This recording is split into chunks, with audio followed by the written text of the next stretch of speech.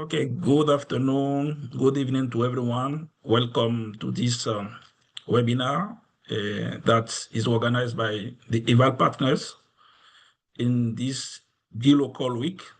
So this webinar is organized and the title of this session is Strengthening Evidence for Policy in Polarized Times, the Role of Evaluation, Association, and Networks.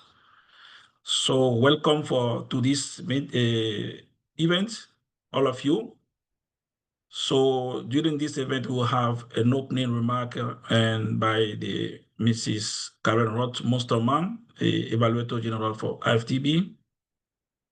We have a list of panelists, Mr. Khalil Bitar, Mrs. Cecilia Dedeker, Dr. Romelo Miral, and Mrs. Millicent from South Africa. So let us recall some housekeeping rules. So when you don't have the floor, please mute your mic. And with the Zoom app, you'll see a globe that will give you the opportunity to change the language. This session is offered in two languages. You have it in French and English, so there is a simultaneous translation. If you want to ask a question, please raise your hand using that icon, and we will give you the opportunity to intervene. Also, there is a Q&A session where you can write down your question, and the panelists and all the management team of this webinar will be happy to respond to you.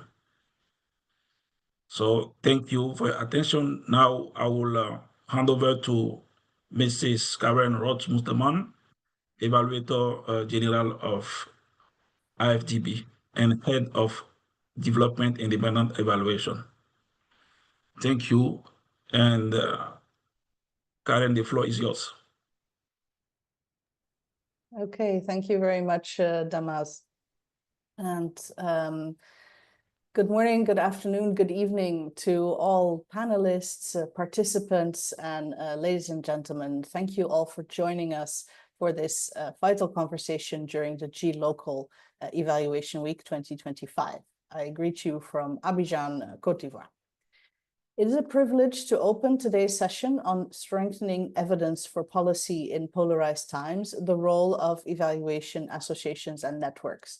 I want to begin by expressing my heartfelt appreciation to the organizers and to our dedicated partners from evaluation associations and networks, government institutions, parliaments, and civil society. Your presence here today speaks volumes about your commitment to advancing the use of evidence in public policy, especially in moments when it is most urgently needed. IDEV shares your commitment. We are dedicated to evaluating the work of the African Development Bank and ensuring that our findings and lessons are applied in new policies, strategies, processes, and operations for greater development effectiveness. Our membership of various evaluation networks, such as the Evaluation Cooperation Group, the OECD DAC Evaluation Network, the African Parliamentarians Network on Development Evaluation, and EvalPartners help us in our work. We learn from others, and that makes us stronger. Ladies and gentlemen, in recent years, we have seen a sharp rise in political polarization across many regions of the world.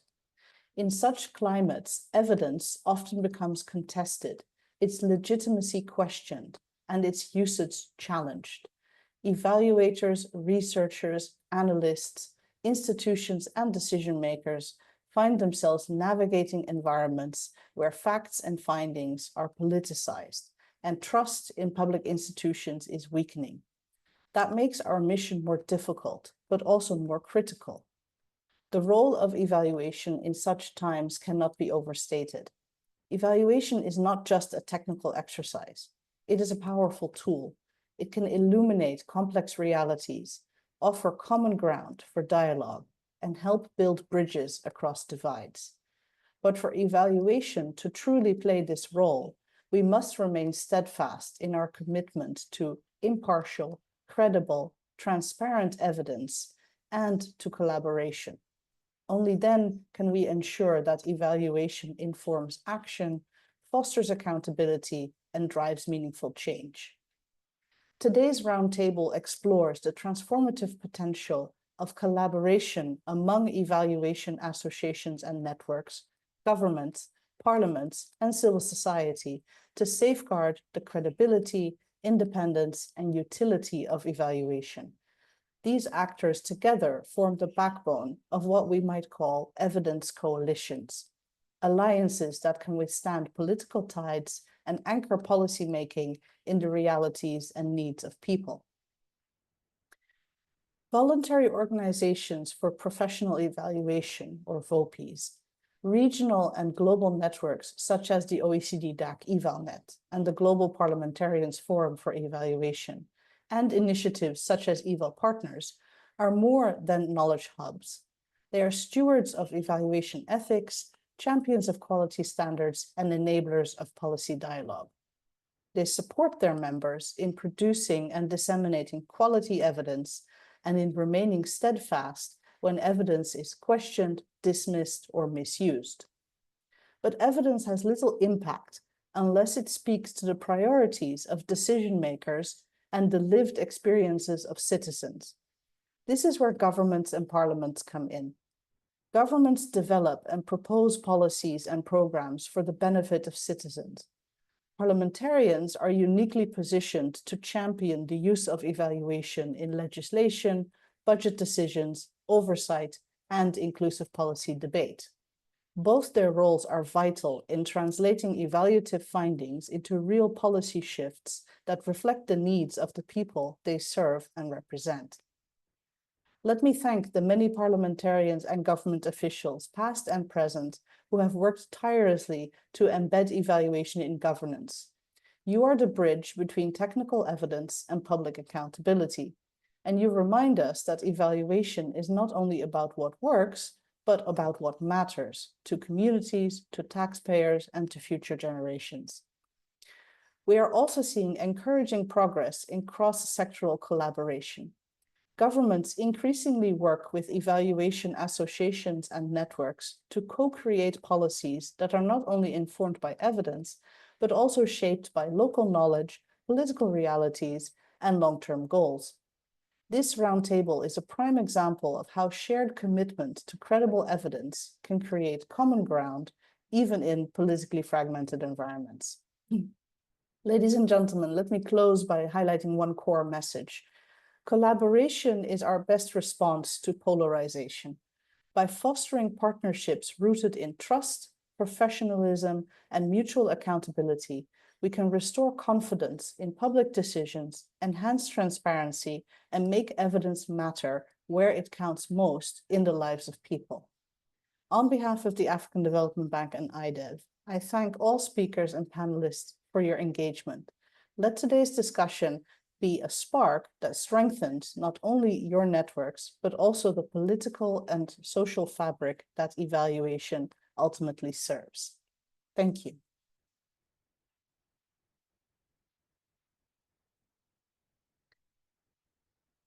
And so after these opening remarks, let me now turn to our panel and introduce to all of you our panelists. So I'll start with Khalil Bitar, who is a planning, monitoring, evaluation, and learning expert with extensive multidisciplinary experience across international organizations, government institutions, and NGOs.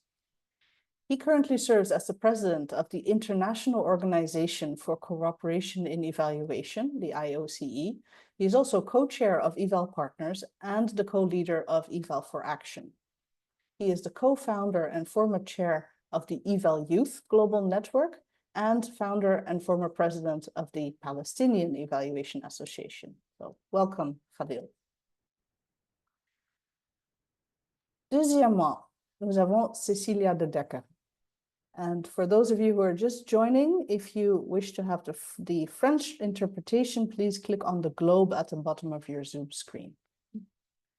Donc, économiste de formation, Cecilia de Decker est active depuis plus de 20 ans dans la réalisation d'évaluations de politique publique. Elle a coordonné de nombreuses évaluations de politiques complexes dans les domaines de l'éducation, la formation professionnelle et le développement économique.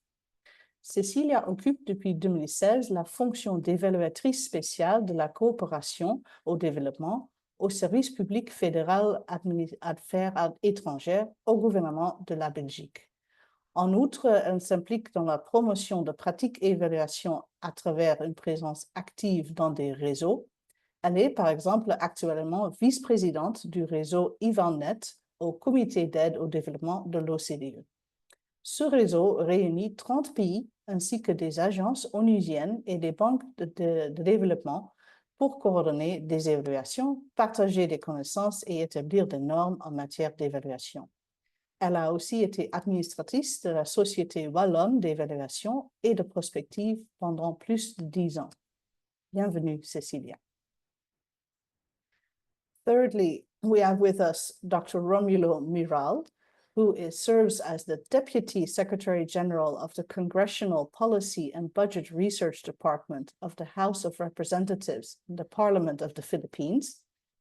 With nearly 3 decades of public service, primarily within the legislative branch, he brings extensive experience in public expenditure management, national budgeting, tax policy and administration, and intergovernmental fiscal relations.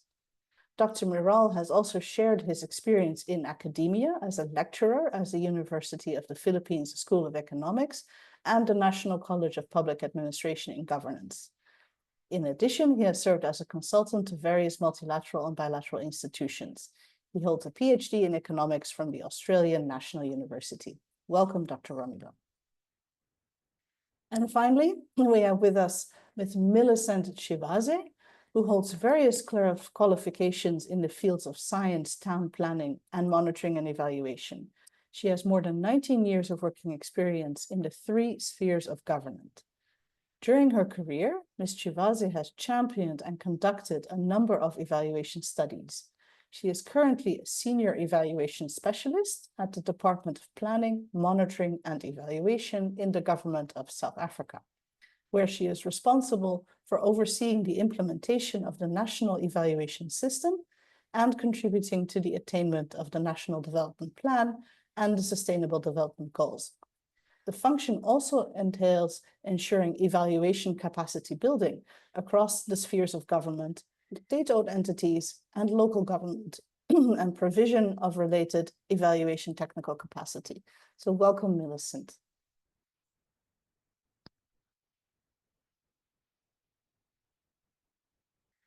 So let me now start the panel discussion by asking each of our panelists a few questions, after which there will be time for Q&A.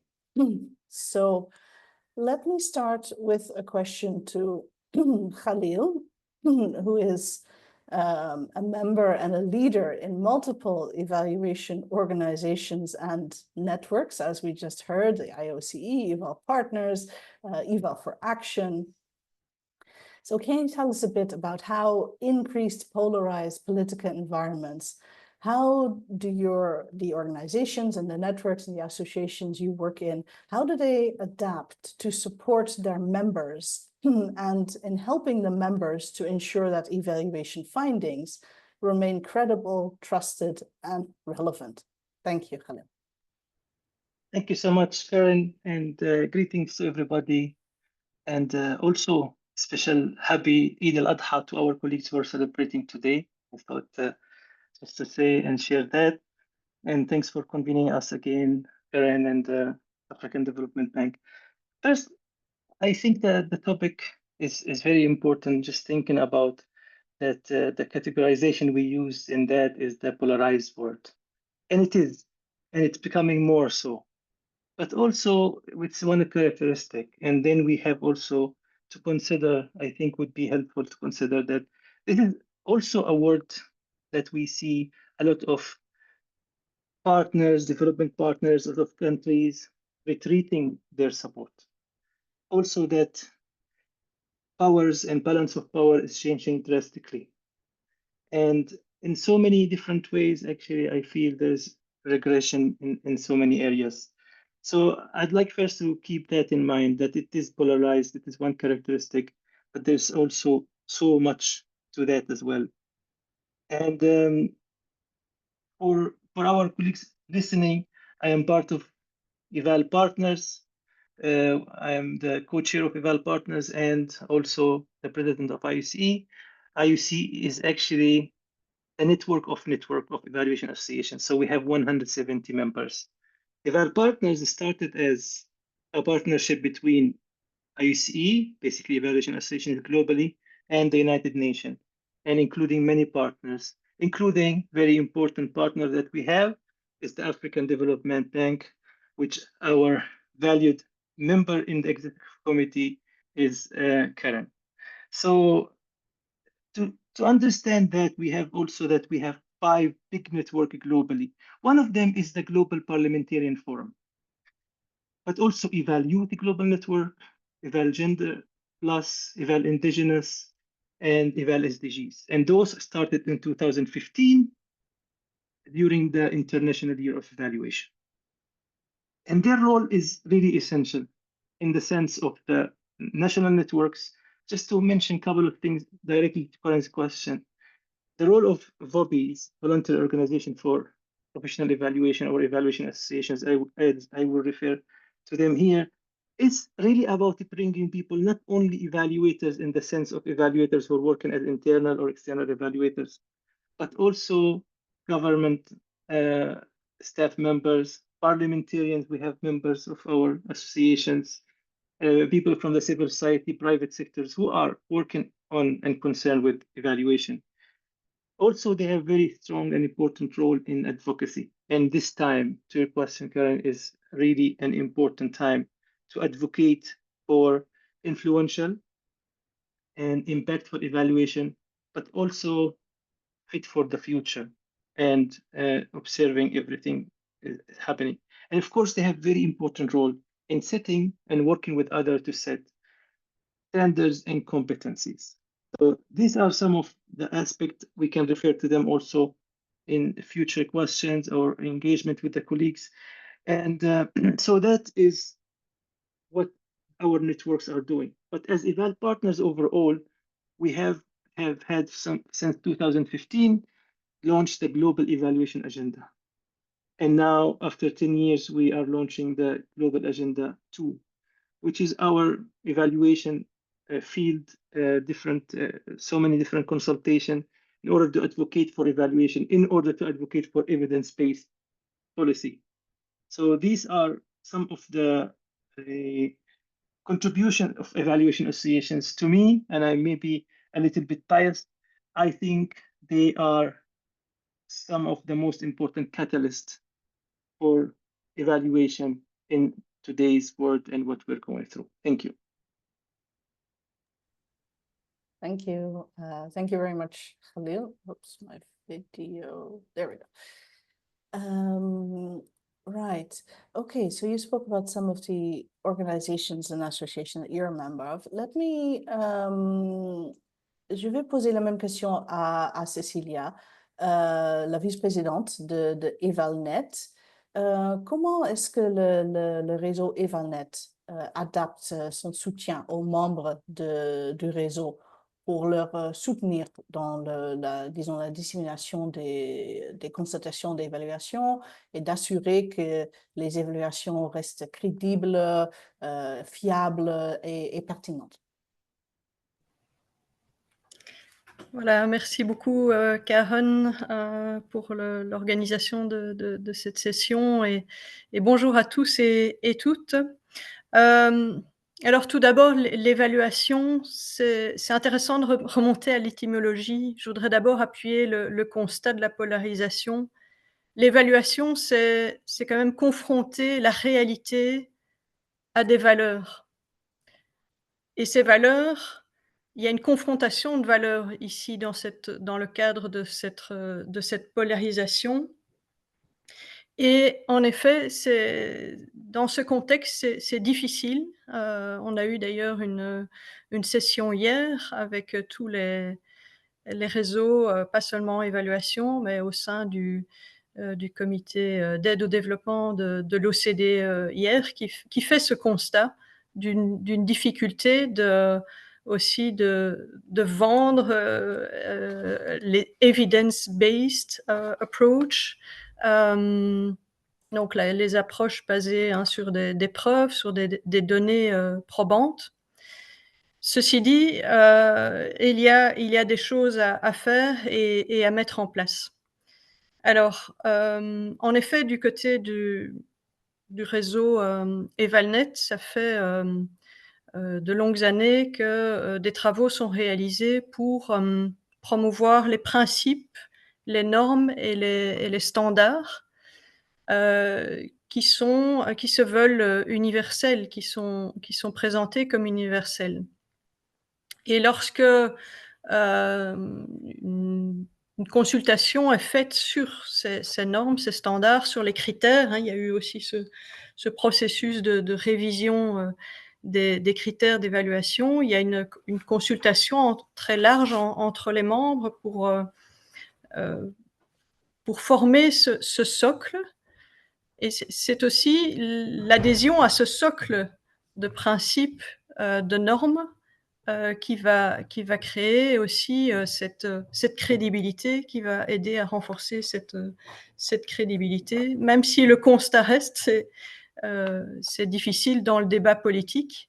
Et moi, je le vis aussi dans les présentations au Parlement. On voit bien que certains partis vont chercher tous les éléments, parfois, qui les intéressent dans un rapport en oubliant la nuance. Mais une fois que le rapport d'évaluation sort, on n'est plus maître, en fait, de ce qu'il advient. Ce qui est important, c'est renforcer, en effet, en amont, la crédibilité. Et ça passe par un processus de qualité, de rigueur, d'intégrité, les compétences, l'inclusion aussi de perspectives diverses, l'engagement des parties prenantes. Et donc, ce que EvalNet cherche à faire aussi, c'est d'associer plus largement les pays qui ne sont pas membres du comité de développement, d'avoir une approche plus inclusive. Et c'est notamment un exercice récent aussi qui a été fait par la coalition Covid pour voir quel avait été l'impact, les effets du Covid en travaillant à différents niveaux de partenariat et en organisant des évaluations qui sont conduites aussi au niveau des pays. Et il y a eu un exercice intéressant en la matière au niveau du Burkina Faso. Donc cette adhésion, cette inclusivité sont des éléments qui vont être de nature à renforcer la crédibilité. L'aspect norme standard, évidemment, elle peut être adaptée selon les contextes culturels. Différentes associations professionnelles vont parfois adapter aussi à leur langage, à des spécificités du contexte, de leur contexte. Et ce qui est important, en fait, c'est qu'il y ait cette adhésion pour renforcer la crédibilité, justement.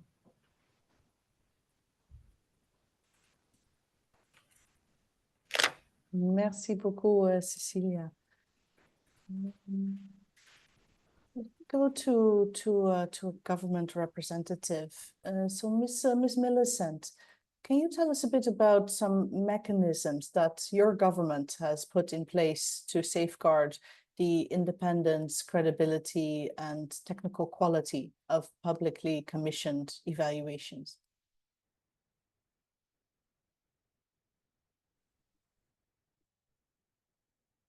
Thank you to all the participants, the chair, and our audience.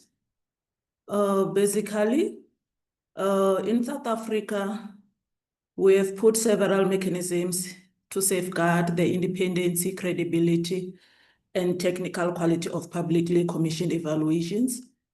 The Department of Planning, Monitoring, and Evaluation serves as a central coordinating body for evaluation standards in South Africa. to a sense that it has institutionalized the National Evaluation Policy Framework, which sets the agenda in terms of the standards and principles which guides the evaluation practice across the country. So when the National Evaluation Policy Framework was first introduced, it was during 2011. The conceptualized of the National Evaluation Framework was also done in order to guide the national evaluation system in the country, and also to acknowledge the intersecting roles of various actors in the evaluation ecosystem and the need for a robust, well-structured toolkit for conducting evaluations.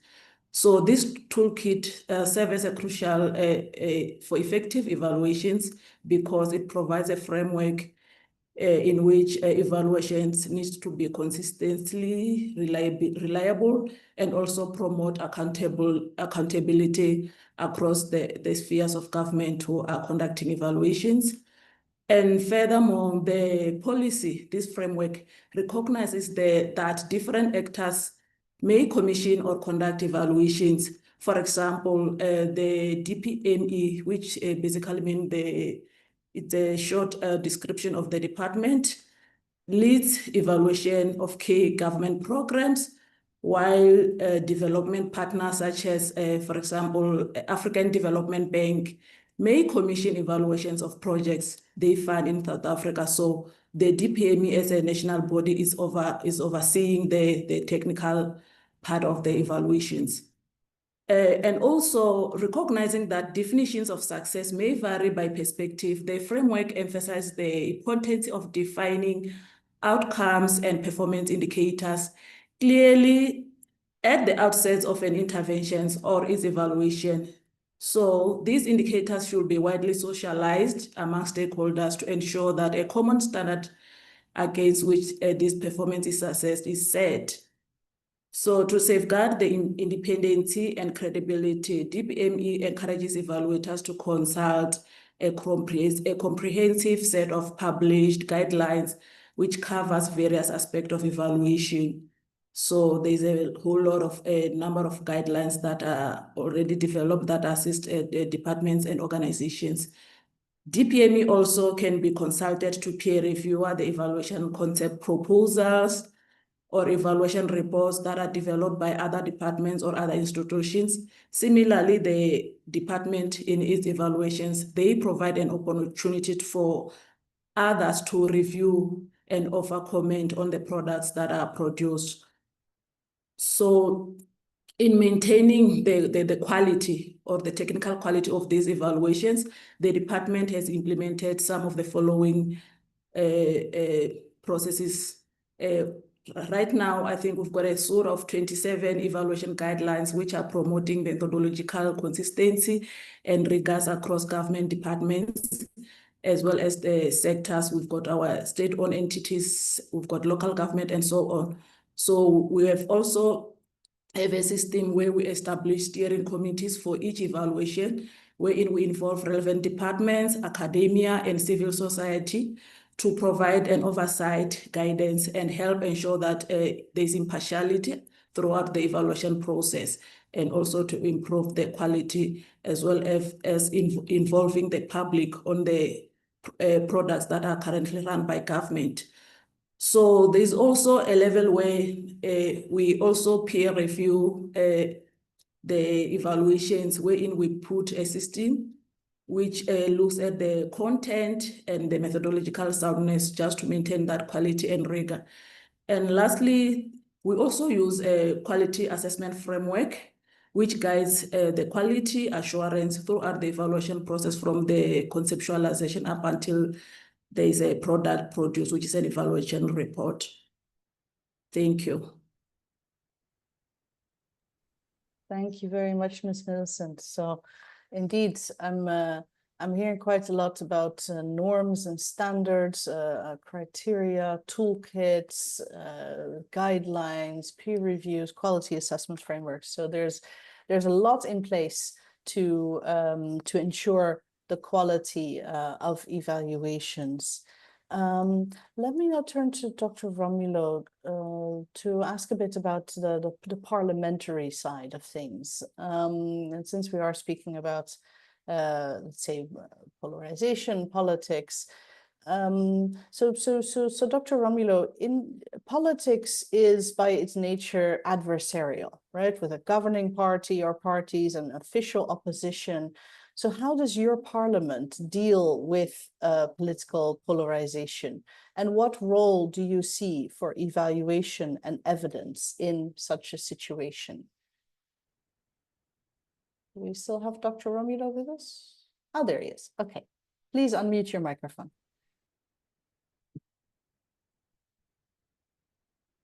Good afternoon, everyone, and good evening from the Philippines. I'm very pleased to be part of this discussion on the importance of evaluation, particularly in this growing political polarization.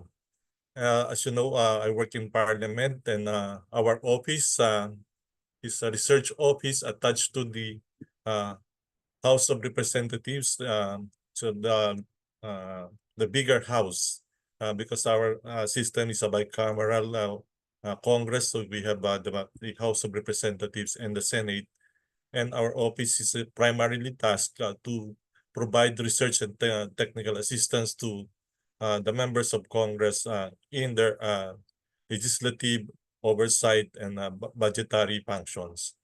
And I think as we can expect some degree of political polarization when, especially in Congress, since it consists of basically elected or political leaders. In the case of the Philippines, however, we don't see much of that political polarization. In fact, we don't have a strong political parties, and basically the president or the usually the elected president, his party would form a government, the party that he belongs in will be joined by other political parties. So there will be like a coalition of political parties that aligned with the administration. And in this manner, there's not much polarization, except when there's like some influential person or personalities that have some chances of challenging the government, as in the case that we are in now. We're in the president and the vice president as this going separate ways.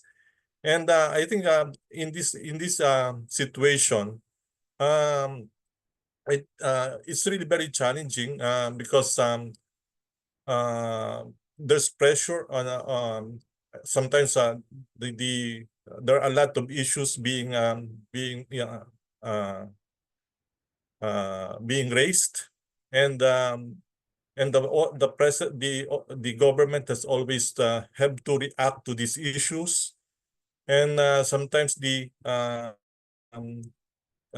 really and because of this social media, wherein there's a lot of also fake news and disinformation, that adds to this problem when there's political polarization. So it's important that people get access to credible source of information, especially when it comes to assessing the policies of the government or the programs of the government.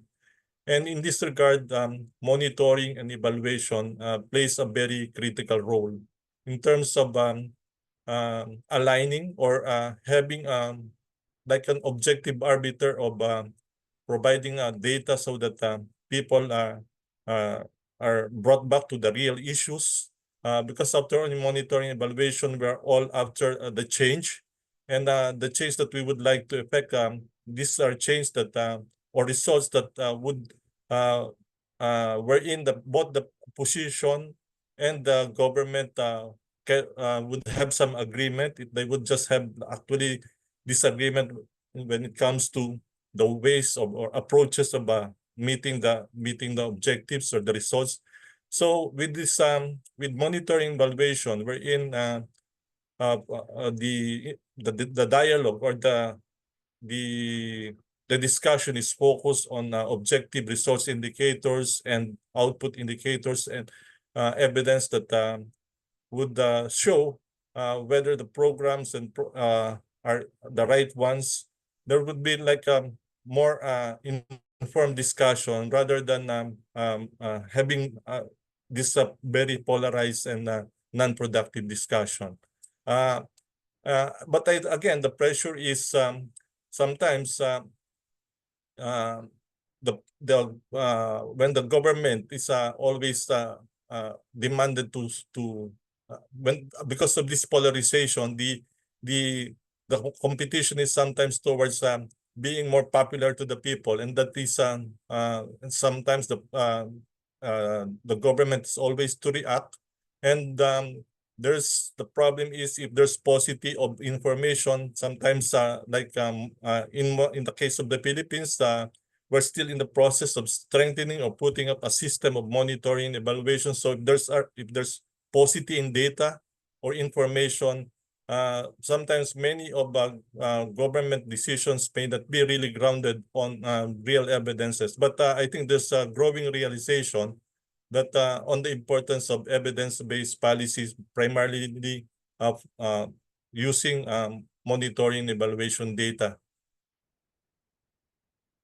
Probably I can discuss more in the next round of questions. Thank you. Yes. Right. Thank you very much, Dr. Romulo. And indeed, perhaps let me stay with you and let's follow up on that a bit, because you spoke indeed about the importance of credible sources of information, objective indicators for an informed discussion, particularly in light of fake news, disinformation, etc. Can you perhaps tell us a bit more, or maybe give an example of how your parliament integrates credible evidence, evaluation findings into its legislative decision-making, into policies, into oversight? And how is the balance? How do the parliamentarians indeed withstand, let's say, the fake news and the disinformation, and as you mentioned, the pressure to be popular to the people? How do you see them balancing that, and how do they use the credible evidence and evaluation findings? Thank you. Thank you for that question. I think a very good example to illustrate how evaluation has helped shape policies and legislation in the case of the Philippine Congress is with the conditional cash transfer. The conditional cash transfer actually started as a pilot program of the World Bank, and initially, so it's just a program of the government and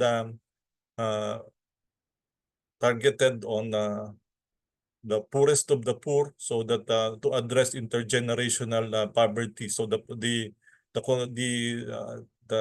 condition for the grant of financial transfers to the poor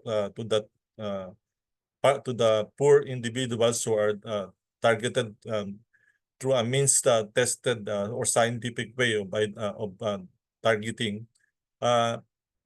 In a situation where many of this kind of transfer assistance to the poor are basically coursed through elected leaders or politicians, given the still the patronage type of politics, and this conditional cash transfer was really was designed and implemented outside or without any interventions of political leaders or the politicians from both the national and local government.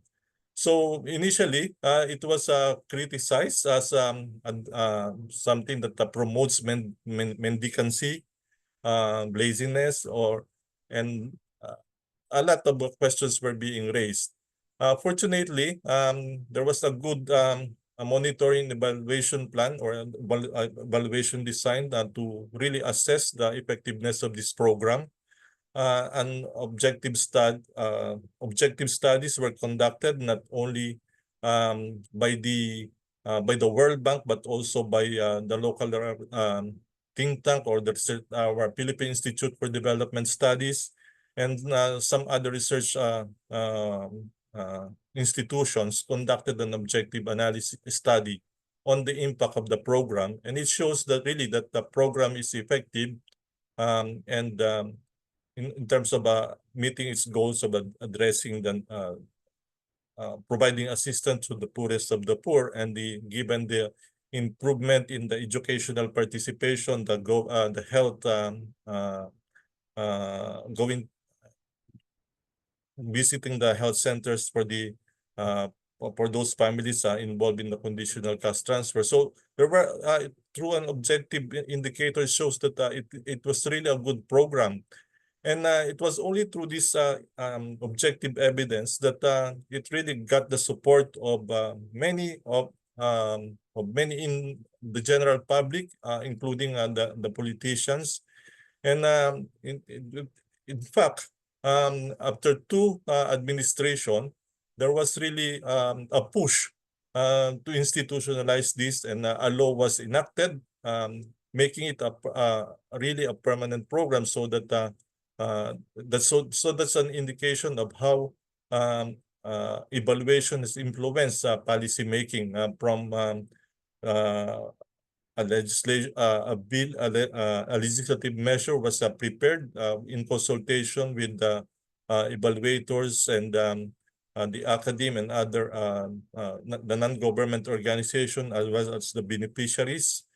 Discussions were held by the legislators to verify, validate these findings, and so that from the committee hearings to the plenary debates, there was real evidence that this program would really be helpful in terms of addressing poverty in the Philippines. So that's one good example wherein evidence has helped shape policies that are until now being seen to help improve the situation or the condition of the many poor or the poorest of the poor in the Philippines.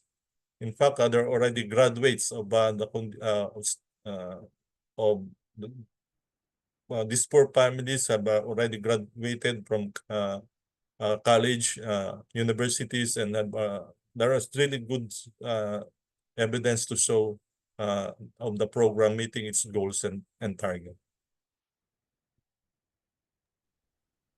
Thank you very much, Romulo. I think that's an excellent example of how an evaluation manages to overcome, let's say, originally negative views of a certain program by simply showing with credible evidence that the program works and that it actually has the intended impact. That's a very good example. Thank you. Let me ask Ms. Millicent whether she perhaps also has an example on how evaluation findings are integrated into policy-making processes in South Africa, especially in areas that may be, let's say, politically sensitive or subject to competing interests, as Romulo has just told us about. Can you say something about that?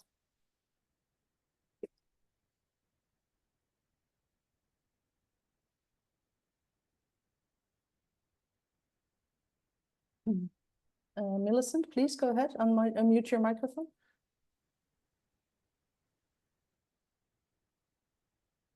Thank you, Chair.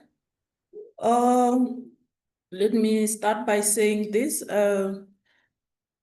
DPME as a coordinating department overall in the country is part of the Interdepartmental Steering Committee, which oversees the implementation of the socio-economic impact assessment system.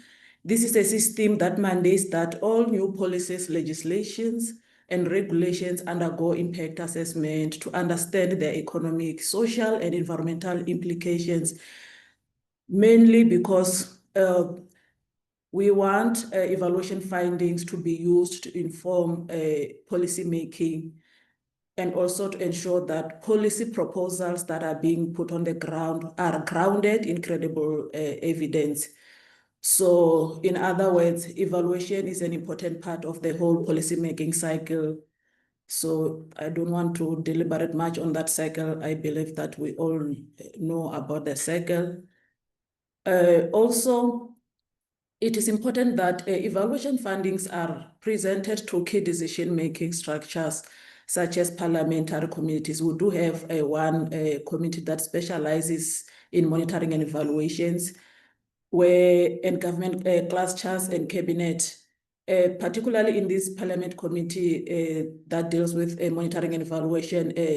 Issues gets to be discussed and deliberated, and those that warrant attention or further, improvement are made into, they become key point of focus for the government and come down to the department so that we're able to also plan around how do we undertake this forward in trying to assess the impact and how can we give back and contribute to the whole evaluation and promote the use of the evaluations. So also the reports that we produced are tabled in the various clusters. The cabinet, we all know cabinets, that's where the ministers and the various executives are sitting. So they get to see all these products, the evaluation, the implications of all the policies and programs that government is running. So in other words, they also contribute to the development of the next agenda for government. So right now, we all know that South Africa, just like maybe other countries, they've grappled for a long time with triple challenges: your unemployment, inequality, and poverty. So at the current moment, the South African has developed a medium-term development plan, which has mainly 3 strategic priorities or objectives that as government they want to achieve. Driving inclusive and job creation, reducing poverty, building a capable, ethical, and developmental state. So all this you get to see the somehow evaluation products or reports were used to inform the current agenda, for the government. I think I can leave it there. Thank you. Thank you, Ms. Nielsen. Do you perhaps have an example of let's say a particular policy or program that was informed by an evaluation?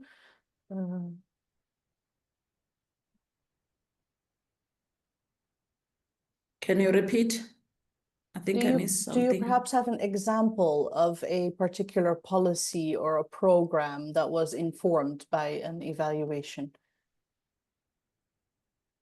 To be specific, there's a whole lot of policies. We have a policy that is dealing specifically with youth unemployment. We've got a policy that deals with issues for women and persons with disabilities. All these have been exposed to evaluations, and results are being used to strengthen part of the policies that seem not to still respond directly to the needs of the targeted beneficiaries, if I may put that way. The policy on the youth employment also, it has been evaluated also.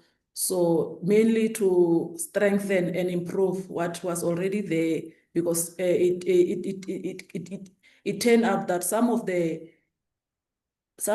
impacts or the outcomes of some of the policies are not what really what was intended. So hence it is the responsibility of the DPME to ensure that respective departments who are championing such policies are also on board and assisted in trying to reinforce and strengthen such policies. Thank you. Okay, thank you. Thank you very much.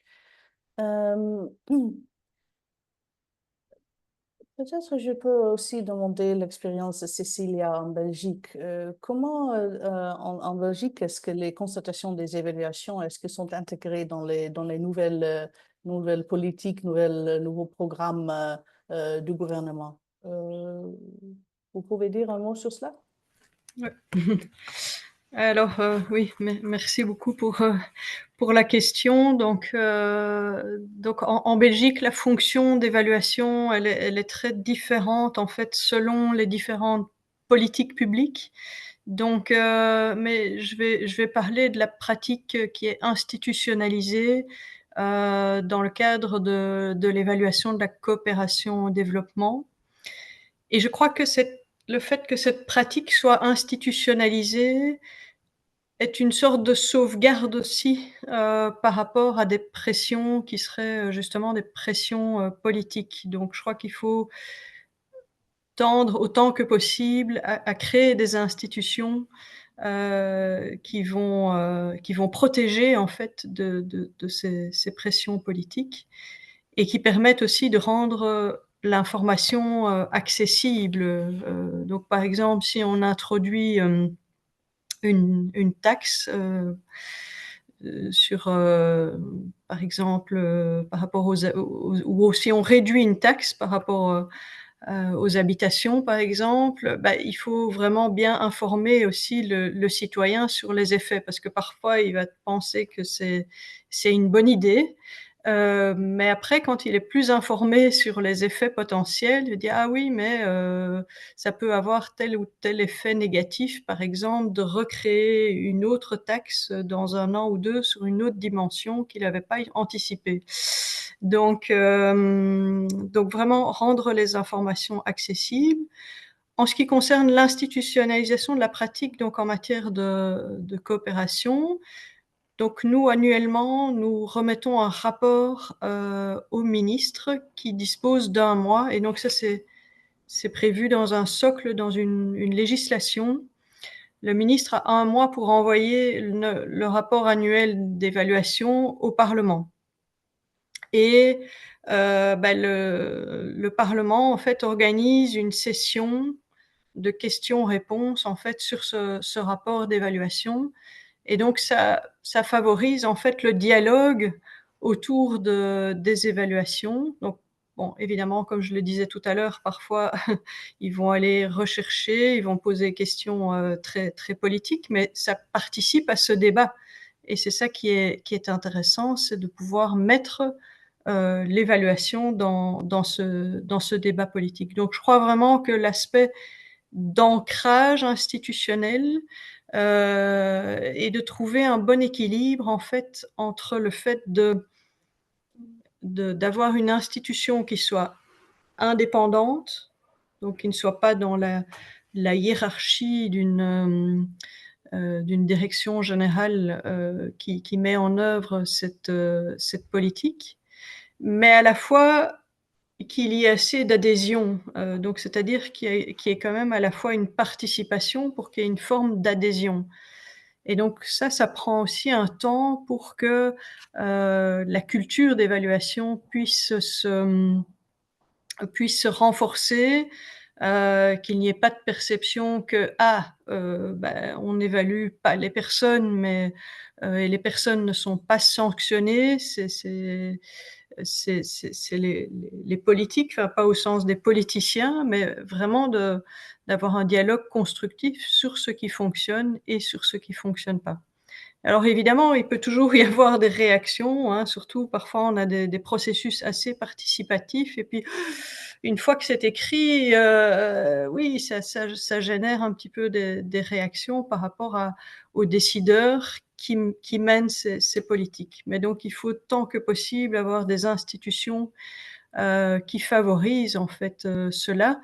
Et donc nous appuyons aussi à travers l'université d'Anvers, en fait, nous appuyons des séminaires qui visent à renforcer les VOP, les associations nationales d'évaluation, et qui travaillent alors souvent par binôme. Donc, on a 2-3 personnes qui viennent d'un même pays et qui travaillent un petit peu et qui font partie d'associations nationales d'évaluation, et qui travaillent cette question de l'institutionnalisation dans leur pays. Quels sont les points faibles, quels sont les points forts, quels sont les enjeux, qu'est-ce qu'on va développer comme stratégie pour renforcer l'institutionnalisation dans notre pays.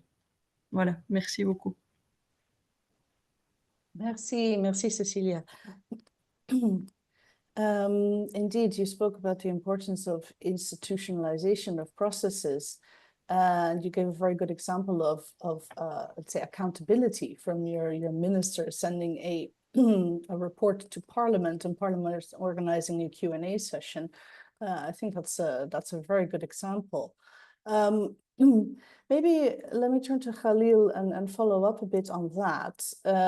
So this championing of accountability and promoting the use of evidence in public discourse.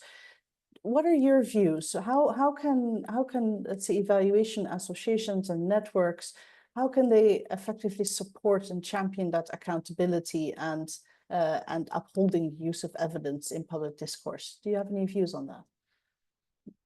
Thank you, Karen. Yes, I think I really appreciate what you said before about the evidence coalition.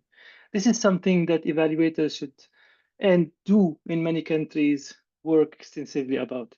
Talking to government, parliamentarians, recently even more to the private sector, because it has in so many countries, and the new world we live, that the private sector even has more prominence as we see in many places, but also academia and working with internal and external partners as well. So this is one thing, but it is part of the whole story of, and I really appreciate this point about the evaluation culture. It is important for us to consider this. We are talking about evaluation not in a vacuum. When we talk about evaluation and evidence, it's about the culture there, not only for evaluation, but for what is the demand and appreciation of evidence.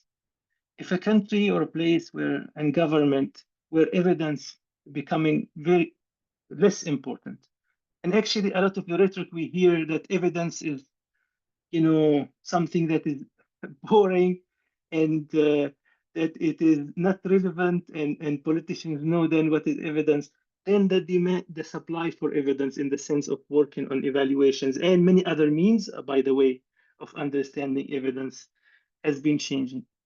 So evaluators here, they can, yes, be as evaluators and evaluate the programs and provide the evidence in the most successful way, but also evaluation associations that advocate for within the public, within policymakers, within bureaucrats, within people to advocate for culture, but most importantly, show that actually programs and policies and projects, when they are policy informed, evidence informed, they are more successful.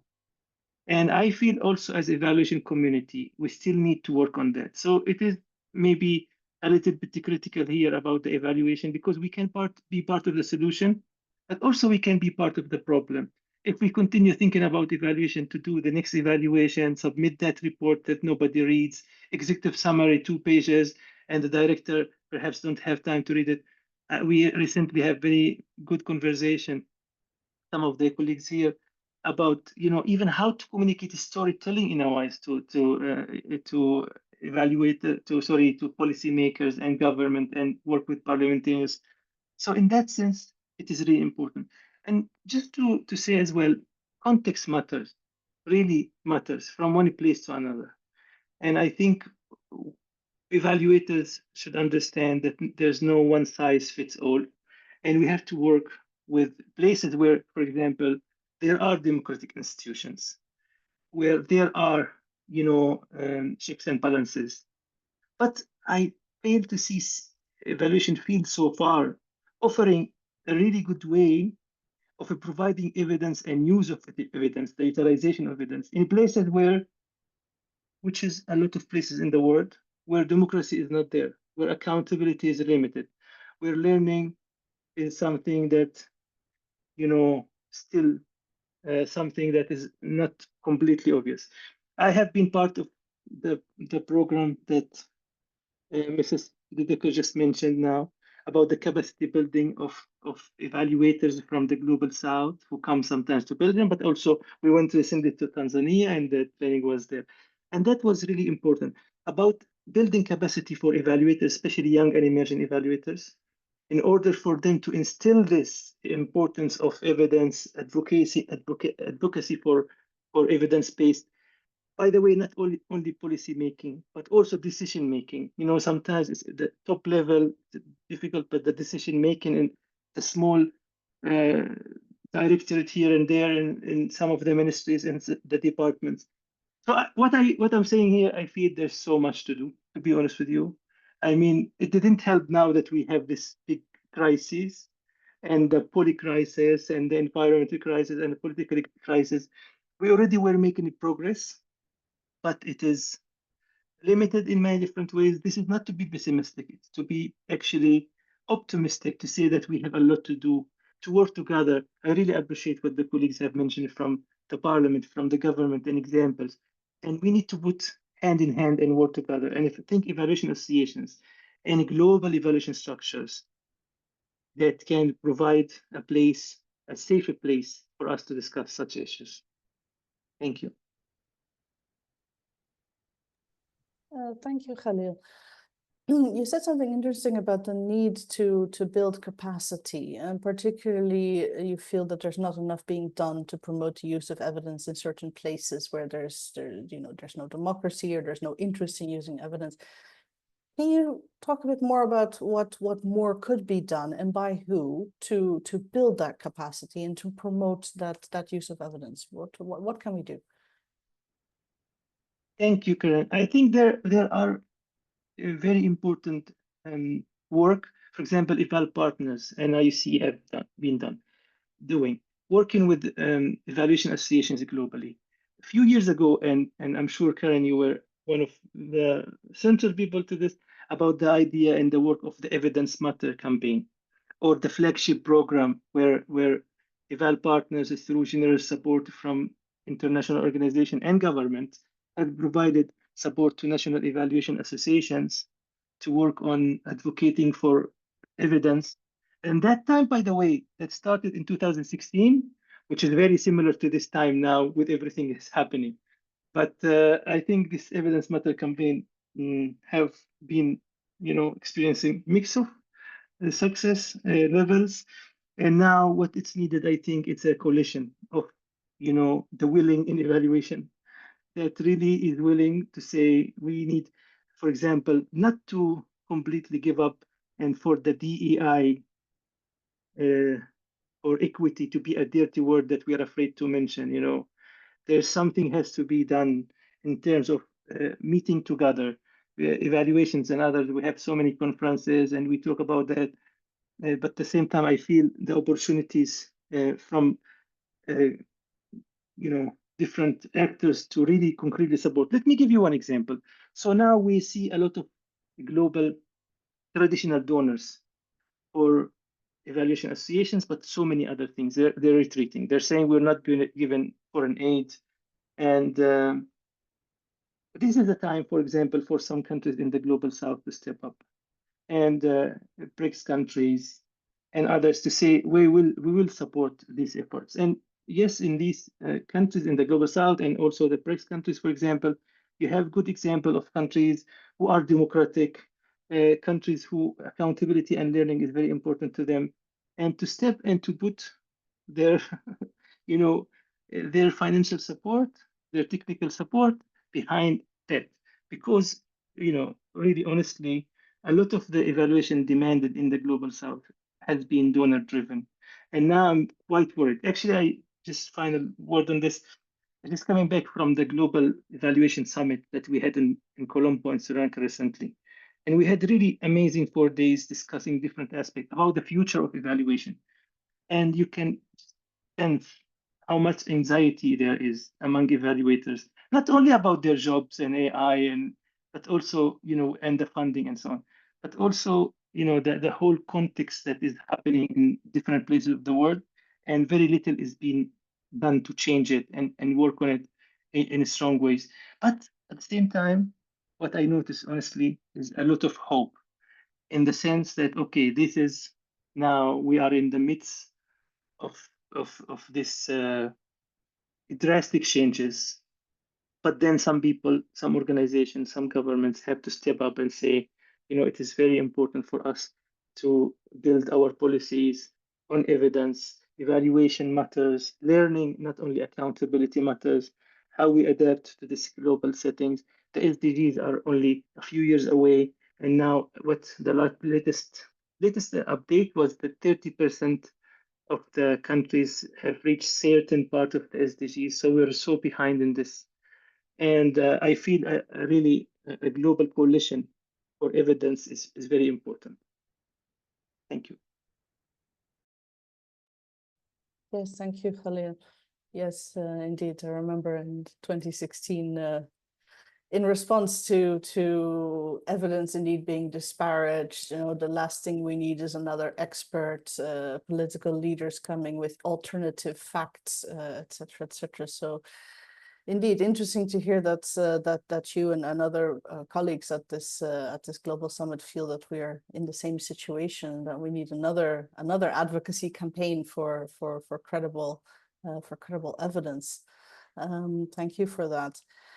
Just continuing on the theme of evaluation capacity development. I see, Ms. Millicent, that capacity development is actually in one of your functions, strengthening national evaluation capacities or evaluation capacities at different levels in South Africa. Can you tell us a bit more about your work to strengthen evaluation capacities, embedding a culture of evidence across institutions? And do you perhaps collaborate with any evaluation associations and networks in that? I mean, of course, we know we have the South African Monitoring and Evaluation Association, we have AFRIA, we have the Global Evaluation Initiative. So can you tell us a bit more about your work on evaluation capacity and whether you work with evaluation associations and networks in that? Thank you. Thank you, Chairperson, and thank you to the audience. Let me start by saying in South Africa, the DPME is actively,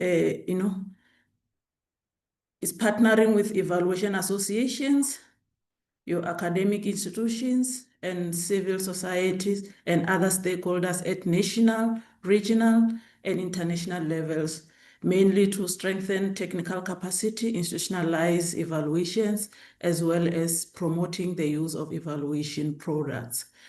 So key collaborative initiatives mainly that we're involved in, we've got a partnership with SAMIA, South African Monitoring and Evaluation Association, wherein a memorandum of agreement exists between the department and the SAMIA to formalize this collaboration. Secondly, DPME and SAMIA, they are co-hosting and have been co-hosting the biennial SAMIA conference, which is a key platform for knowledge sharing and network in the evaluation community. Thirdly, SAMIA occasionally delivers capacity building workshops that are supported and promoted by DPME. So we are able to publicize this and increase the awareness to the government spheres so that a majority joins and be capacitated, since we realize that if not everyone is very conversant with the evaluation, more especially the technicality part of it is very different from reading a book. So we realize that government or let me say officials still need to be capacitated in other spheres and also to upgrade their knowledge, since this is a changing environment. SAMIA also has organized hackathons, which brings together programmers, evaluators, and stakeholders to co-produce innovative tools and guidelines for the evaluation systems.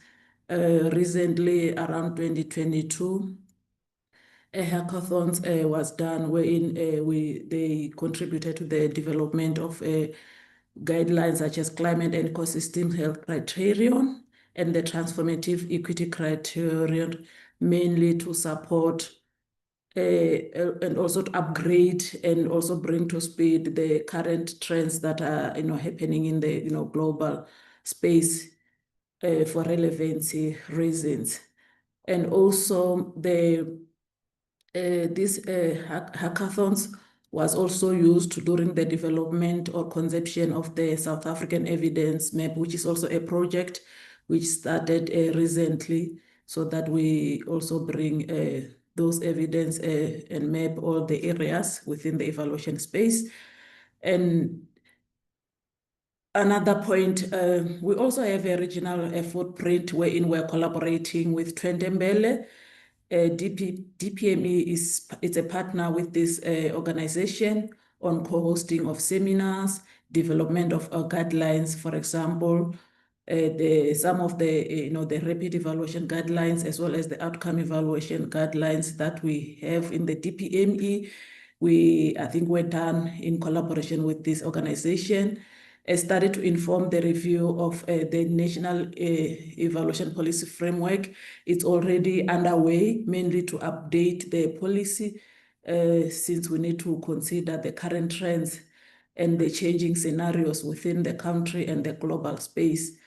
So there's also a recent training workshop on M&E for parliamentarians in 6 countries, as well as the supporting of the cross-country peer learning and participation in the regional evaluation events. Internationally, the DPME has partnered with the African Evaluation Association, the AFRIA, to pilot the Index of National Evaluation Capacities in the project. So South Africa is among the 5 countries that are participating in this initiative to assess and strengthen the national evaluation system, mainly by focusing on the areas of capacity which are required vis-a-vis what is already existing within the different parts of countries' systems. So we also have the Independent Evaluation Office of the BRICS New Development Bank, which is also a key partner, which enables the South African engagements in a number of ways.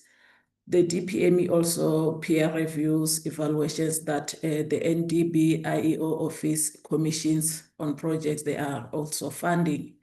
So academically wise, we're also partnering with institutions of higher learning, wherein DPME does share lessons and experiences in the monitoring and evaluation forums and platforms. Universities, DPME specifically has an existing memorandum of understanding with the University of Pretoria, mainly to build the monitoring and evaluation capacity of its staff. So some of the DPME officials are invited also to, as guest speakers when some of, universities are delivering their monitoring and evaluation courses. So as a way of encouraging participation and involvement of government-wide officials to also partake in these capacity building initiatives. Thank you. Thank you very Over much. to you. Yes, thank you very much, Ms. Innocent. That's very, very insightful on these various means that that DPME is using to build evaluation capacity. And something you said about the about developing tools and guidelines, for example, adding to additional evaluation criteria that South African evaluations are now examining. That I think that speaks also to what Cecilia was saying earlier about norms and standards and criteria being adapted to local and to country circumstances. So it's very good to see South Africa doing that and taking that ownership and applying tools and guidelines that it sees fit for its evaluations. Thank you very much for that. Let me just put one more quick question to our panel, and then I'll open it up. I see some questions in the Q&A already. And let me put this question to Cecilia. Let me ask you about some innovative approaches. Quelles approches innovantes les réseaux d'évaluation explorent-ils pour communiquer les données probantes d'une manière qui trouve un écho à la fois auprès des décideurs publics et politiques et du grand public? Qu'est-ce qui a bien fonctionné dans votre expérience? Qu'est-ce qui a bien fonctionné? C'est clair que c'est un enjeu, la communication, un rapport de 100 pages ne passe pas facilement. Donc, il faut trouver des canaux en fait de communication adéquats. Pour moi, ça ne doit pas être nécessairement les technologies les plus, on va dire, les plus modernes en fait. Ça doit être surtout un vecteur de communication qui va parler aux personnes qui sont concernées. Donc, si on s'adresse aux politiques, il faut un langage qui réponde aux politiques. Et ça, c'est un exercice assez délicat, notamment quand on fait notre rapport annuel. Donc, on a vraiment cherché à enlever, enfin, quelque part, tout le langage plus technique pour rendre aussi, enfin, les constats plus digestes, plus directs, plus compréhensibles pour des parlementaires qui sont pas impliqués dans la vie quotidienne de la coopération, mais pour que ça réponde à quelque part à leurs questions, leurs préoccupations. Alors c'est un exercice difficile parce qu'à la fois il faut pouvoir rendre ce langage clair et en même temps on a derrière toutes les personnes, les parties prenantes qui ont participé au processus, qui veulent parfois aussi retrouver des éléments de nuances, des éléments qui ont nourri en fait le processus. Donc il y a un équilibre à trouver. Donc nous on publie ce rapport en retravaillant vraiment le langage et en cherchant cet équilibre, éviter le jargon, mais tout en maintenant les constats crédibles tels qu'ils ont été aussi présentés dans nos comités de pilotage. Après, je pense qu'on a il y a d'autres audiences aussi dans le contexte de projets, de programmes. Il faut pouvoir, je pense, utiliser les vecteurs. Je crois que c'est important aussi qu'il y ait un retour aussi vers. Il ne faut pas seulement pomper, on va dire, les informations auprès des bénéficiaires, mais il faut pouvoir leur montrer que ça a servi à quelque chose. Et donc là, il faut trouver les moyens de communication les plus adéquats. Ça peut parfois passer par des radios communautaires. Je sais que dans une action sur la digitalisation, en fait, finalement, plutôt que c'est une action qui s'adressait aux femmes, plutôt que d'utiliser les smartphones, en fait, elles n'en avaient pas, donc elles avaient encore, elles ont des petits téléphones, et c'est ce qui convenait en fait le mieux pour leur communication. Donc c'est vraiment trouver le vecteur qui est utilisé par les personnes, et tenant compte de la sensibilité culturelle. Donc là, je crois qu'il y a aussi beaucoup d'efforts à faire. Et pour revenir au travail que nous menons aussi avec l'IOB, l'université d'Anvers, donc qui appuie les VOP, les associations nationales, il y a un module aussi communication qui tient compte de cette sensibilité culturelle et qui vise à chercher vraiment les vecteurs qui soient les plus appropriés en fonction des contextes et des cultures et des canaux qui sont utilisés par ceux qui le reçoivent. Merci beaucoup. Merci, Cecilia. I see Dr. Romulo has his hand up. Please, you'd like to come in.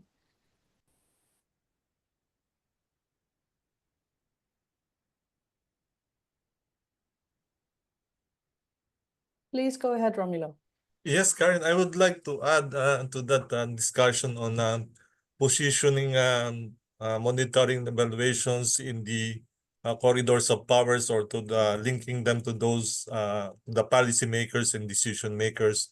I think it's our office a research office in the parliament. It's a non-partisan and it has been already recognized in spite of the changes in the different leadership that we are a non-partisan office, just primarily focused on providing research and technical assistance. And now, given we're in the process really about trying to link the evidence or those the source of evidence to the decision makers, and these are primarily our political leaders who enact the policies, who oversees the implementation of these policies. And in terms of knowing their priorities, their language, I think the secretariat or like non-partisan research offices, which I like our office, which I consider as really as knowledge brokers, are a very good mechanism to which monitoring and evaluation and research of these evidences can be brought to the attention, of the legislators in such a way that it would be useful to them. Actually, in addition to the committee hearings, we also do conferences or knowledge sharing forum where we sometimes we see good evaluation studies that were conducted, and so we present this to the parliament. We organize forums to discuss this, and they really appreciate the way these studies were constructed, the questions that they're asking. So I think we should also, it's a good way, it's a good practice to work also with the secretariat of the parliament in order to encourage or promote the use of evaluation studies. So just to add to the discussion. Yes, thank you very much, Romilo. And indeed, what both you and Cecilia are saying also resonates a lot with us. I mean, at IDEV, we also have a division responsible for knowledge management and dissemination. And indeed, knowing your audience, knowing what their knowledge needs are, and then communicating the key findings and messages from your evaluation in a way that resonates with that audience, that responds to their questions, is indeed very important. And so exactly as Cecilia said, you communicate in different ways to different audiences. You have to know your audience. As Romilo said, ensure that the evidence you're bringing to them is important and interesting and usable to them. So I think that's a message that is clearly coming out basically across the world in all different circumstances. Let me now open it up to the audience. I see we already have a few questions in the Q&A box, and I do want to encourage participants to put their questions in the Q&A box so that I can put them to our panelists. So I think we have two questions which are a bit similar on capacity building. So the first question is from Amanda Valenzuela. She's part of Eval Youth Argentina. And her question is, what are some concrete ways evaluation networks can move beyond short-term capacity building and contribute to long-term sustainable evaluation ecosystems in countries like Argentina? So that's about building evaluation ecosystems. And then a second question from Matthew Lubulwa, who also asks, how do you strengthen the system to increase utilization of results beyond just creating departments and human capacity? So really building that evaluation system, evaluation ecosystem for evidence generation, evidence use. Which of the panelists, who would like to respond to those questions? Okay, Dr. Romilo has his hand up first. And if anyone else would like to come in, please do raise your hands and I'll give you the floor. Thank you so much. Because I think the demand side is very important, and in terms of building the system, the use of evaluation is very important, and I think in our case, in the case of the Philippines, hopefully monitoring and evaluation is not something new. In fact, but I think the correct way or the right way of doing monitoring and evaluation is somehow not yet ingrained, because for the longest time, monitoring and evaluation are primarily project-based. And the main consideration is just to address the implementation of the or the implementation or completion of the projects, so that many of the monitoring and evaluation system are project-based and within the different departments, and so there's very highly fragmented monitoring and evaluation system. In fact, the information from this monitoring and evaluation system are just within these different agencies, and they are not actually shared to the bigger public. In fact, I think, and that's one reason why administrative data in the Philippines is very poor, is because monitoring and evaluation system are not firmly in place. So what we're pushing in the case here in our office is that legislation, of course, we know that there are a lot when it comes to coming up with building up this monitoring and evaluation ecosystem. But I think the importance of a legislation which will provide the blueprint for an integrated national monitoring and evaluation system that would really define what like these different principles and criteria, how the informations or data would be generated, and how will this be published, and how this will be used by all agencies of the government. Because so far in the case of the Philippines, many of the monitoring and evaluation guidelines or circulars are just only within the executive agency. Actually, the National Economic Development Authority, now the Department of Economics Development and Planning, is in charge of monitoring and monitoring and evaluation of the plan. The Department of Budget and Management is in charge of monitoring and evaluation, the implementation of the budget. And within the different agencies, they have their own monitoring and evaluation system. And the guidelines which emanates from the oversight agencies, the NEDA and the DBM, or the planning and the department, these are mainly focused on the executive. So in fact, we in the parliament, we don't have any systematic access to this because we're not part of the loop. We're not part of the system. So what we're pushing is that there's a legislation, because similar to the budget law, we have a budget law which really provides for the systems, procedures, the different reporting system. And if a similar law can be passed regarding monitoring and evaluation, that would be embedded in the planning and the budgeting for us in the budgeting system, because we have a development plan also. If we have just a monitoring and evaluation law, which would be the blueprint, which would define what are the information that are critical, that have to be produced, the capacity that needs to be developed, and the system of reporting and using this information. I think that would be a very good help in terms of developing a culture of monitoring and evaluation. Because unless it's not unless we're not clear about where we want to go, as like in the theory of change, if we're not that clear where we want to go and how we will reach it, then it's very difficult really to come up with to develop that evaluation culture. And I think a blueprint on how to establish a monitoring and evaluation ecosystem is very important to guide all stakeholders and to provide the necessary resources to carry it out. Thank you. Thank you, Romulo.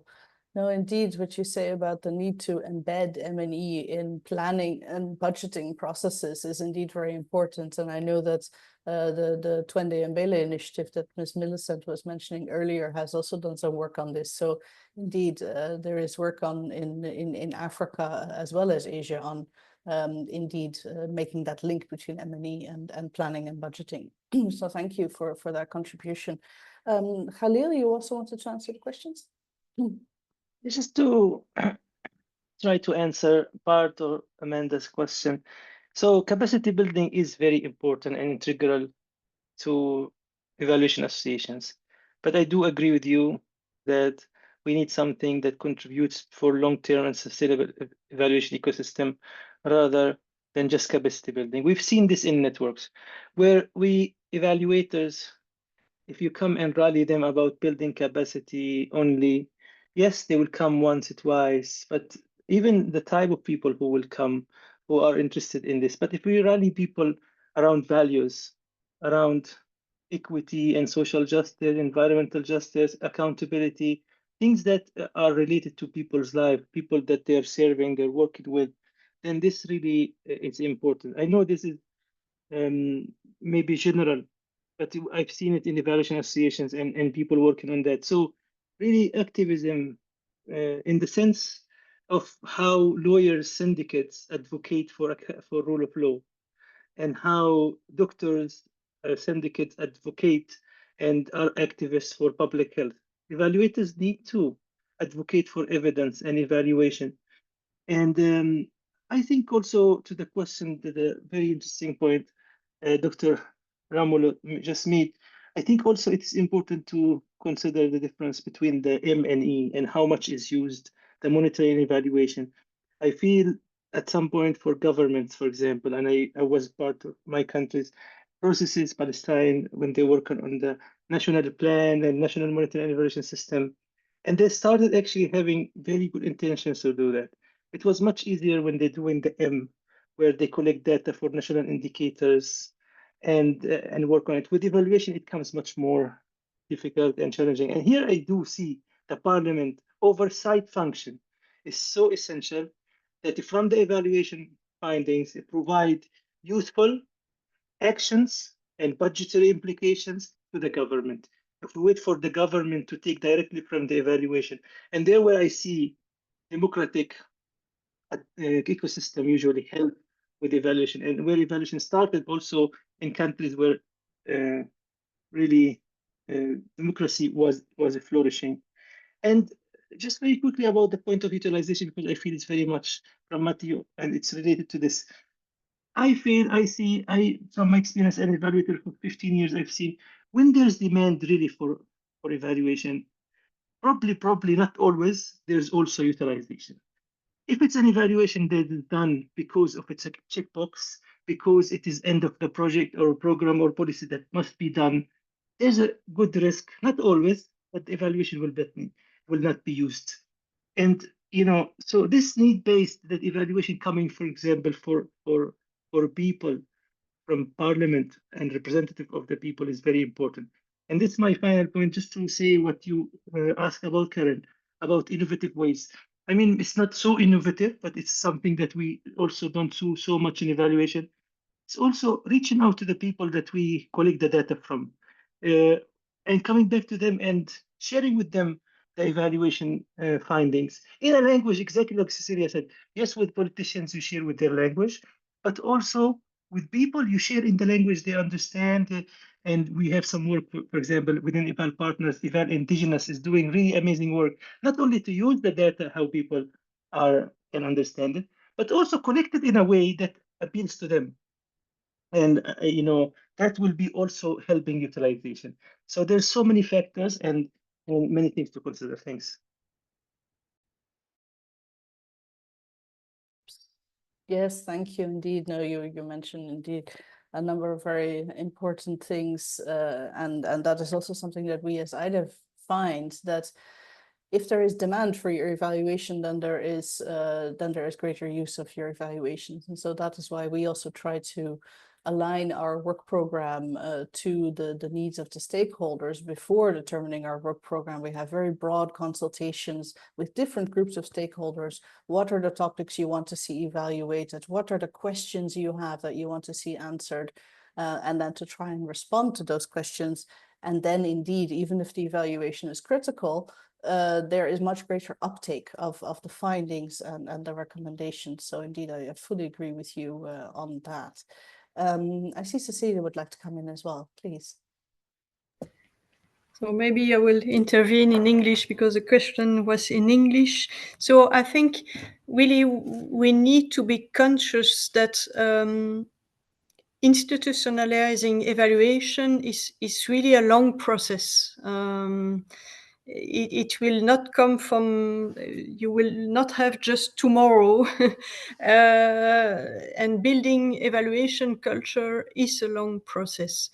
What we have seen is that for NGOs, for example, they were required to produce a midterm and final evaluation, and that was a bit seen as a requirement, a bit, and using all the DAC evaluation criteria.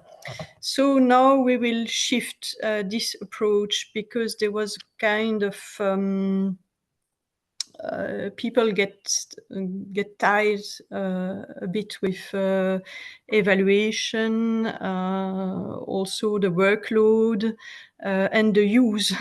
So this is why the new approach will be for each NGO to propose an evaluation plan. So, and this it's exactly what Khalil said, this midterm and final evaluation requirement were sometimes a bit too much seen as tick the box exercise.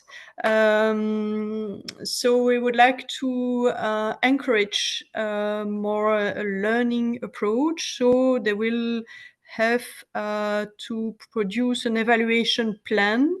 And then the idea is to conduct an evaluation, to plan an evaluation when it will be the best period to do it, to have interesting results, to have learning questions. Of course, you cannot plan an evaluation of infrastructure like you would evaluate a training program. You need to take into account the cycle, the timing of implementation, and when it will be more interesting to produce results and to evaluate those results and to ask questions about the future and question that will be interesting. So it's there how we can build evaluation culture and institutionalization and encourage use of evaluation. I remember 20 years ago when I came to say, I will conduct this evaluation. I got some direction. Oh, okay. You are doing audit, but okay. So things. It takes a lot of time to encourage this evaluation culture, so that people see we don't conduct evaluation only to produce evaluation, but also to learn around questions. Thank you, Cecilia. Indeed, it's taken a long time to sensitize people to how evaluation is different from audit, and we still sometimes get mixed up. So that's a sensitization process which is ongoing, I would say. Although people are now much more aware of what evaluation is and does and what it can mean than 10 years ago, and I think that is partially due to the great work of our various networks and institutions and associations that we're all members of, like EvalPartners and IOCE and EES and EvalNet, etc. So the situation today is definitely different from 10 years ago, but there is still work to be done. I fully agree with you on that. Let me see if there's any other questions in the chat. I don't see any. So participants, do you have any other questions for our panelists?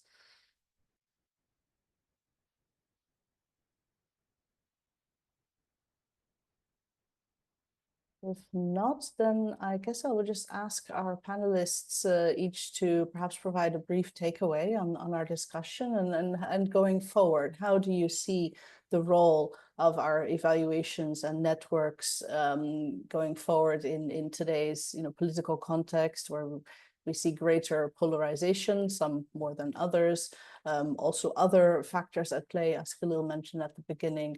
What role do you see for our evaluations and networks in supporting their members to do their work and for evidence to inform policy on important issues that we're facing today? How do you see that role? Let me ask each of our panelists for some concluding remarks. I'll start with Khalil. Thank you, Karen. I will just mention one aspect that I have seen through my work in activism with networks for a long time, the importance of champions.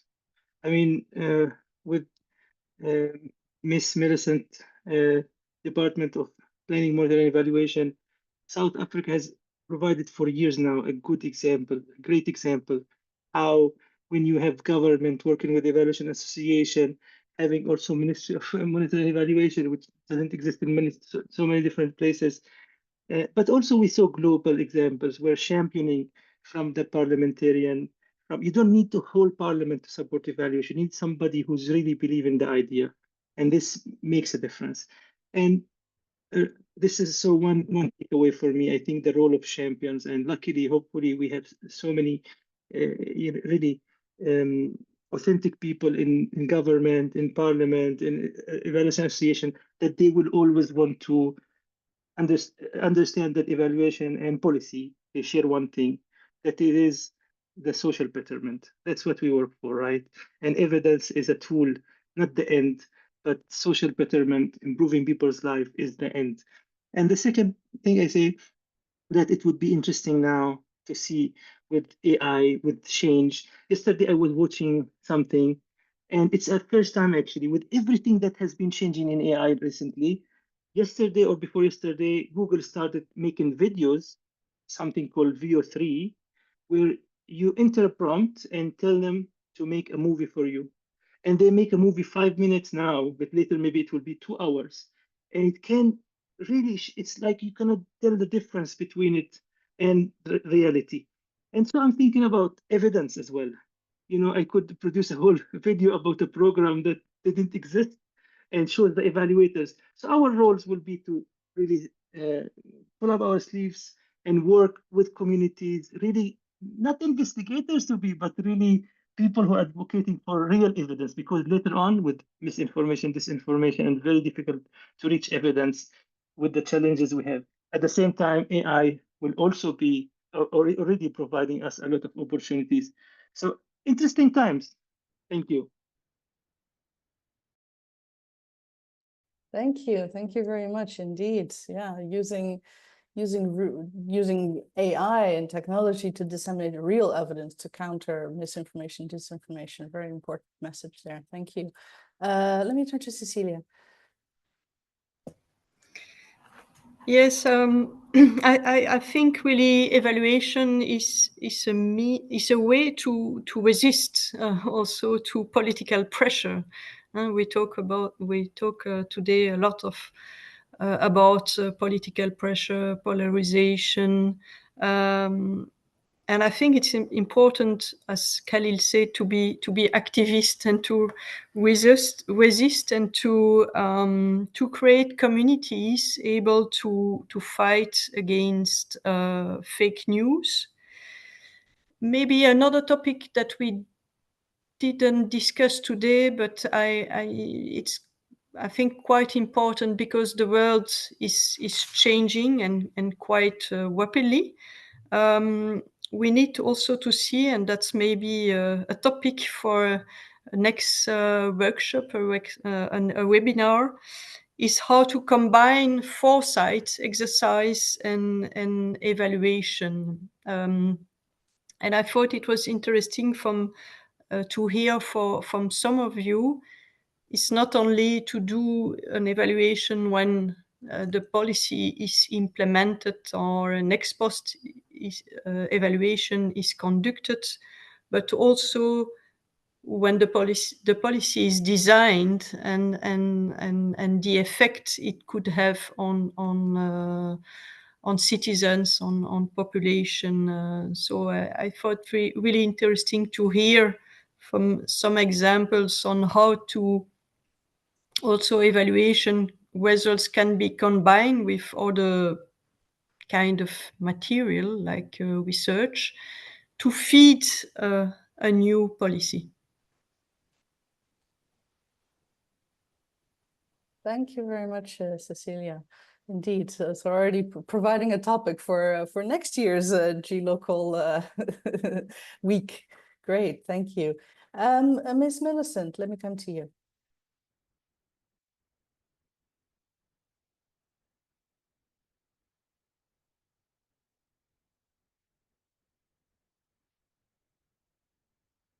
Please unmute your microphone. Oh, sorry, I'm sorry about that. Thank you. My take from today's session is that I think as evaluators, researchers, we need to, I think, resume the role of being ambassador for evaluations, mainly because I've listened to some of the speakers here and the chair, we kept on referring to, other stakeholders being, critical in influencing evaluations, like the parliamentarians, I think the governments themselves, as well as other key associations that we spoke about today. And I've realized that it will start with us as leaders, as to take that leading role to make sure that the national evaluation system is of high quality, but this cannot be realized if those systems that we're championing and we're leading are not well capacitated. The whole number of issues that seems to affect the evaluation system, it can be financial, it can be human, capacity, as well as other systems that seems to run the monitoring and evaluation related function. So we have mentioned also the issue of securing political support in order to maximize the results that we want to see when it comes to institutionalization of evaluations, across the whole system of government and other institutions that are supporting government to deliver good quality to the citizens. We have also mentioned that for them to take right decisions, I forgot who specifically said that there was a lot said about the parliamentarians having that role to drive the system from the highest level. I also noted that without capacity building and exploring other avenues, I know that different governments are at work trying to implement a number of initiatives to drive capacity development. But most importantly, what is it that seems to be working, I think, in our different spheres or in our different governments? So I think we need to leverage on and also maybe increase more efforts towards delivering a good and quality systems, as well as realizing that at the end of all these efforts that different governments are trying to drive is the people. What is it that we are gonna point to say these were the ultimate impacts or outcomes of all the efforts, because it can't end in documents and speeches and all these trainings and stuff. So we need to see something changing in the whole life of someone, which is the citizen at the end. And lastly, I also picked that I'm not sure, but I think it's important behind everything that have been said. There's something that I think it will warrant further research or further sitting where maybe leaders can discuss about how do we capacitate resourcefully so to drive all these initiatives. I know we spoke about the coalitions; they are very important, but there's just something that I think all of us we touched here and there, but I think as this sitting, we can also come back some other time and also speak about how do we get down to business and ensure that all these things that we're talking about are resourced, because many times I think the initiatives are not, sometimes they don't get fully implemented because of limited resources that I think also confronting I think everyone, I guess. Yeah, those are my main takeaways, and otherwise thank you very much for this session, Chair, and the participants and the audience in general. Thank you. Thank you very much, Ms. Millicent. No, indeed, it's a very important point about the need to fully resource the M&E function, and for all actors in a national evaluation system to play their role to facilitate that system and its functioning. Indeed, thank you very much. And finally, Romulo.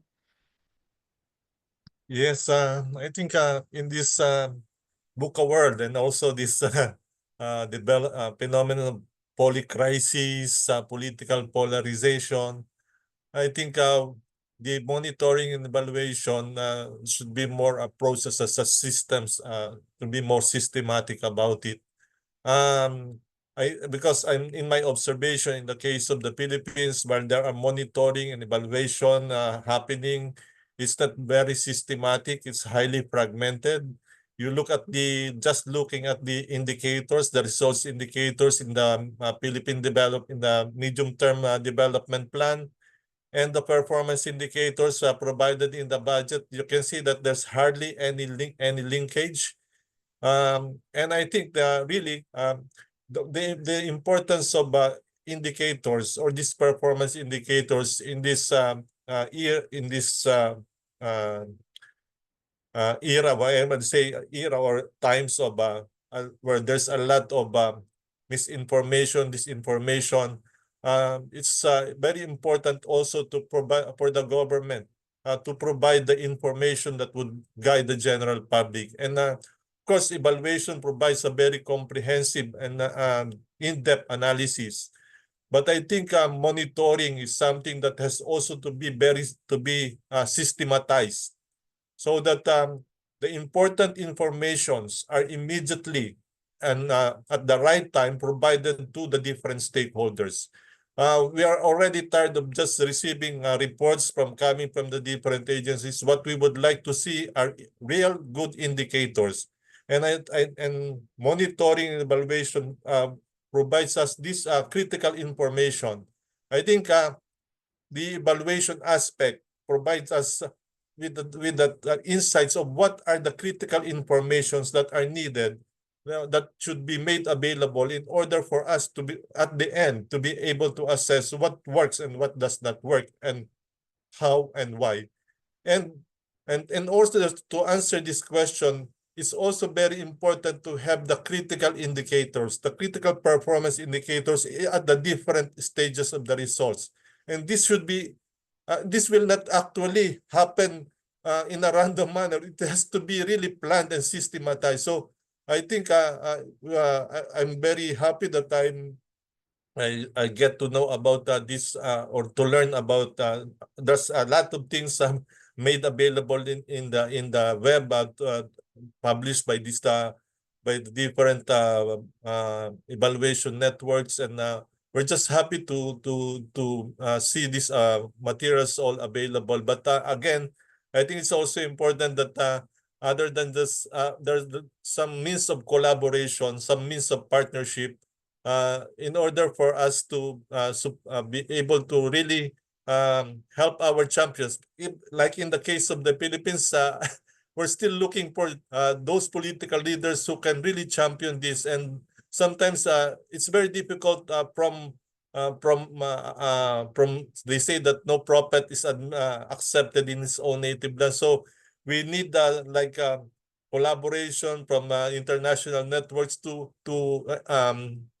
be able to inculcate in our political leaders also the importance of this monitoring and evaluation system, and having an evaluation culture, so that we can have an really evidence-based policies that would really uplift the lives of our people. So again, thank you very much for this opportunity, and for this for engaging each and every one of you. Thank you so much. Okay, thank you very much, Ramiro. No, indeed, and I couldn't agree with you more for the need to indeed learn from others, or learn from others in your networks, see where their strengths are and what you could take from that to address issues in your own system, whether it indeed is developing indicators or how to look for champions, etc. So no, indeed, very good insights from all of our panelists. So let me just thank all of the panelists most heartily for this discussion. Thank you for your insights, for sharing your experience, and for all of your contributions to the sessions. I also want to thank the organizing team. I see quite a number of them are online. The technical support team, thank you. Also the interpreters.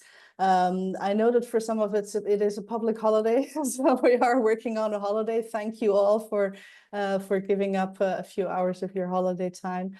And of course, most of all, thank you to all of the participants who participated in this session. Like all gLOCAL sessions, I think all the materials and the recordings will be made available on the GEI website. I think will also be on the IDEV website.